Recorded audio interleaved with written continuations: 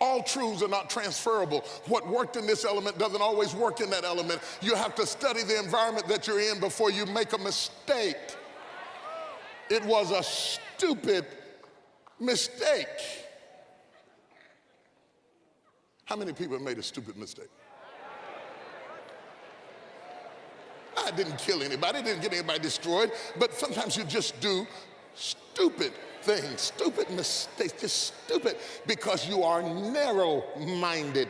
You only see things from your perspective, and you limit your growth because the only thing you can see is what you were used to. And now God is taking you into another dimension, and you have to get a global perspective of where you, somebody say global perspective.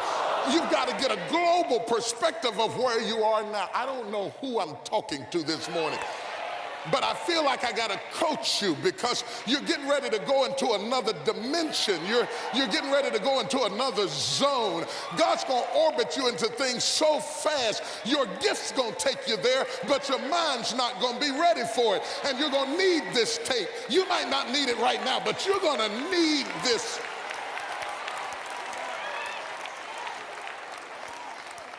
Now, watch this. How much time is it?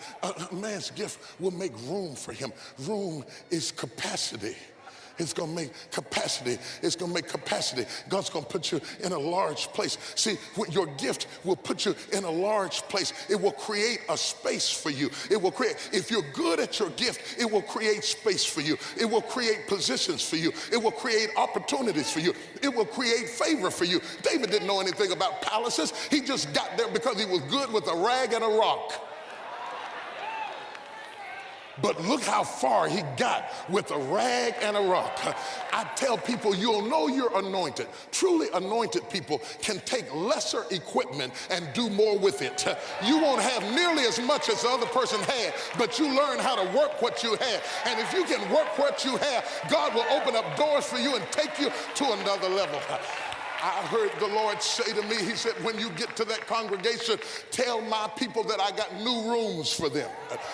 Tell them that their eyes have not seen, their ears have not heard, neither have entered into their heart the things that I have prepared for them that love it. I have rooms prepared for you right now. I had them prepared when you were going through your trouble and your trials and your tests and your temptation. I already had a blessing set up for you, and I'm waiting for you to grow up enough so that you can stand in the full vesture of what I have for you.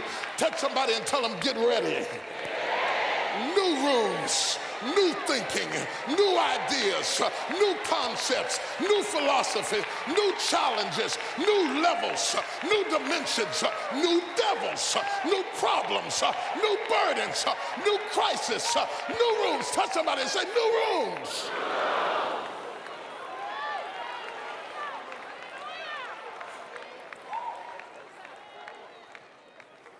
My God. My God. Here is frustration. To live and die, and the rooms that God has for you, you never grew up enough to be able to handle what God had for you. That's failure. I don't mind never being able to get what God has for you. I'm cool with that. I don't need what God has for you. But I would hate not to be able to get what God has for me.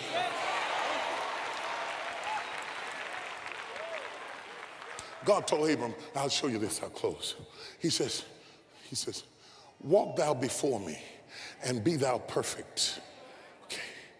And when the old folks used to teach this, they used to tell us that God had put you out front and God was behind you watching your perfection.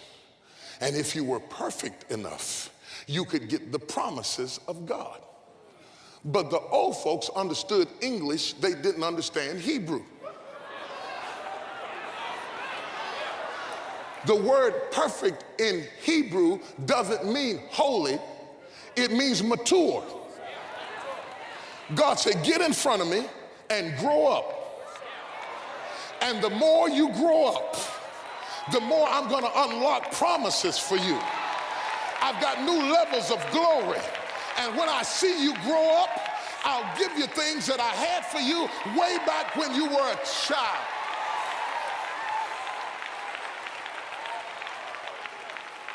Can I show you something? Oh, y'all, I feel something down in my soul. God already has some things for you that you have not received. My baby son just walked out the room just a minute ago. He doesn't even know it. I got a gold watch that I bought when he was born. And it has his name, Thomas Dexter Jakes Jr., and my name, Thomas Dexter Jakes Sr., engraved on the gold watch. I bought it for him. I picked it out before he was born. It is a solid gold pocket watch. I cannot give it to him now.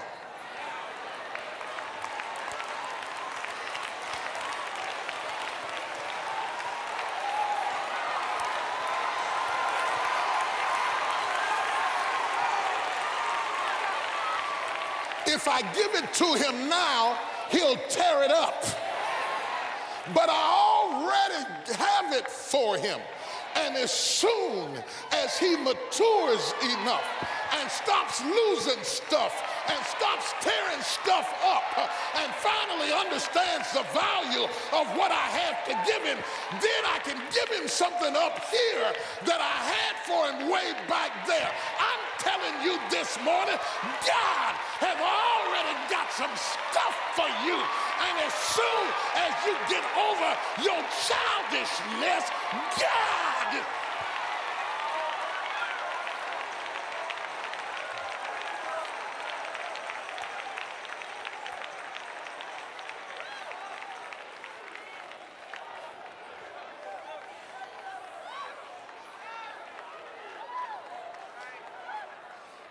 You know what? I'm going to show you one more thing about it. He doesn't know it. He's never seen it. But he's around it all the time. I have it put up. It's hidden. But he comes around it all the time. He's been so close to it that he almost touched it. But he doesn't even know it's there. And he doesn't even know it's his. But some kind of way he has a way of hanging around it. Some of you, you don't know what God has for you, but you sense that there is something else that God has for you. You've been close to it. You've been around it.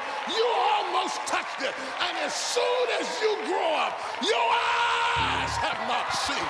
Your ears have not. God, I feel.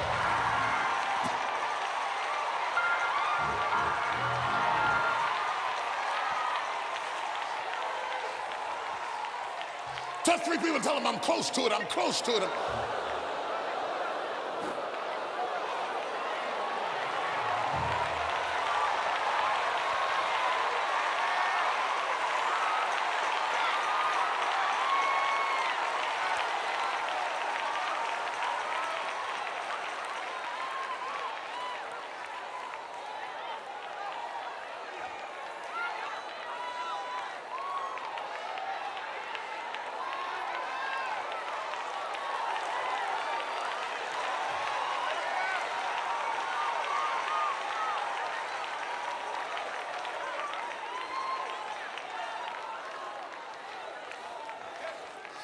I'm excited for you. I'm excited for you. I'm excited for you. The Father has all kind of good things for you. There are people you haven't even met yet that God's been preparing for you. He's been getting them ready for you. There are people building houses right now. They think it's for them, but it's for you. God said, I'll give you houses that you didn't build. I'll give you vineyards that you didn't grow. Y'all don't hear what I'm trying to tell you. David didn't know he was going to end up in the palace, but the palace was there all the time.